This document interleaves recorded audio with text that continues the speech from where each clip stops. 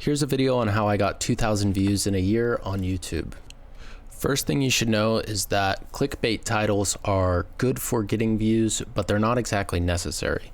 In this title, I said that I got 2,000 views on YouTube in a year, when in reality I got closer to 1,700 views in a year.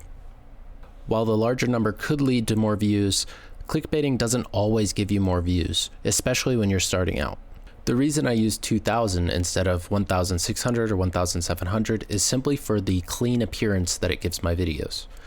You'll notice in the video that got 2,000 views, I used the same tactic. I had a $5 versus $47 package from Fiverr. However, I declared it a $5 versus $50 just for a clean look. This gives your views a little bit more of a professional look and will give you just a slight edge of being picked over somebody who has a slightly sloppier title.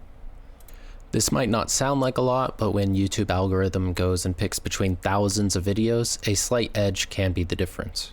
A lot of people think that the topic that you choose for your video is the most important, and that is correct. However, the difference between your video getting views and not views is actually doing the opposite of what seems logical. It seems logical to make a video based on what's popular, what you think would get the maximum number of views, which is true if you had a channel that was already large. If you had 1 million subscribers and were wanting to know how to get an extra 100,000 views on your video, you should upload something that's extremely popular. Because you have 1 million subscribers, you're already getting a baseline of views for your video. However, this video is aimed towards people that have 0 subscribers or a very small number. Because you have such a small number of views, the best thing that you can do is try and make your video to have the least competition possible. Let's look again at my example with the $5 versus $50 Fiverr package. If you search on YouTube for Twitch Fiverr package, you'll find that most of the videos have a couple thousand views or a couple hundred, and then there's 1 or 2 with 1 million views. This is pretty much what you're aiming for when you're trying to make a video.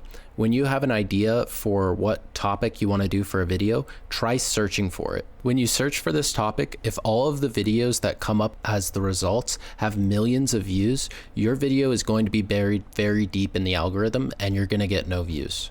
It doesn't matter how good your video is. If the topic has a lot of competition, there's no reason for the YouTube algorithm to choose your video over one that already has millions of views.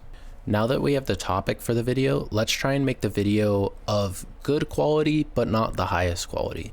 You don't want to spend hours and hours on a video just to have it flop.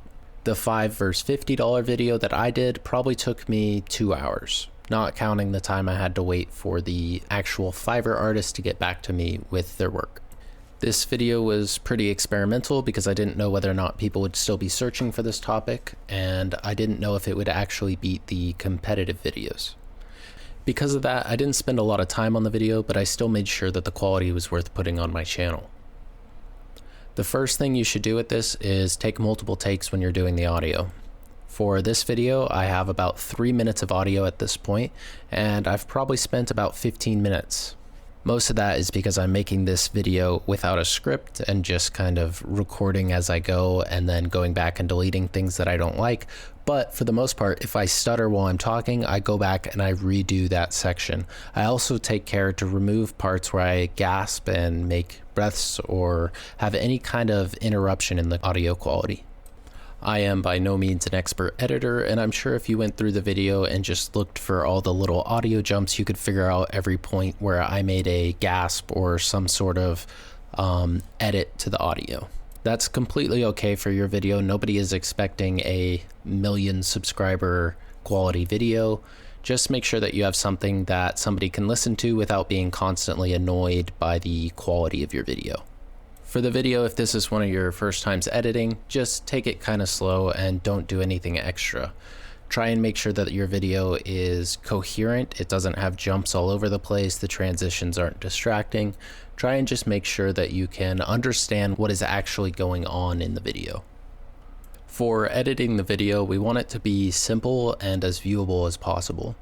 If you have a bunch of obscure edits or try and do a bunch of experimental editing, then your video is probably not going to be viewable by most people and you're going to lose out on a lot of views. For a lot of this video, I've been talking about how you're going to get views based off of people watching your video, and that might seem a little bit confusing. But if YouTube algorithm notices that you have a 5-minute video and people stop watching 1 minute in, they're not going to recommend your video anymore. That's why we need to make sure that the editing and everything inside the video is actually clear and concise. We can't just focus on getting people to click our video. Now that you've got the video made and edited, the important parts are the tags and the thumbnail. The tags you want to fill up with a lot of phrases, but not an excess amount. For this, you should generally just look at another video and see how many tags they use. You should probably use a popular video, not one with 0 views.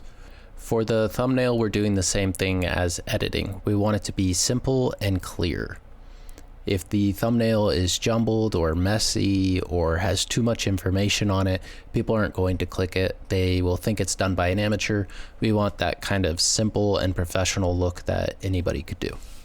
Once your video is uploaded, pay attention to how many people view it and how many likes it gets and how many comments it gets.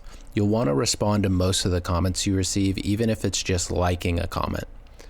You're going to get some people that comment negatively, and even these kinds of comments you don't want to just blatantly ignore. The YouTube algorithm is more likely to recommend a video with a lot of interaction between the viewer and the creator of the video. So whether the comments are positive or negative, interacting with them in some sort of way is generally good for your video. The last thing you want to do is make sure that you are uploading content regularly. It doesn't matter whether it's once a day or once a month or once every other month, just that you are uploading content.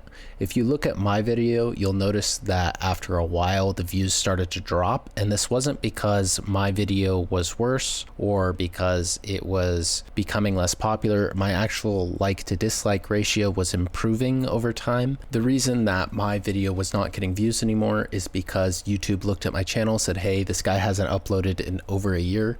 We should stop recommending his videos for somebody that is uploading regularly.